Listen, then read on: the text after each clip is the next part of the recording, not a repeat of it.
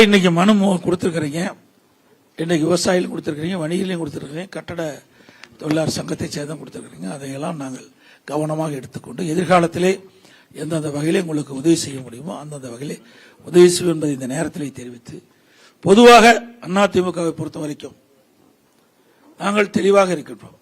நல்ல நீர் கொடுக்க வேண்டும், மின்சாரம் தடையில்லாமல் கொடுக்க வேண்டும், நல்ல பாதுகாப்பு கொடுக்க வேண்டும், நல்ல மருத்துவ சிகிச்சை கொடுக்க வேண்டும். இதெல்லாம் ஒரு பிரதானமான திட்டம்.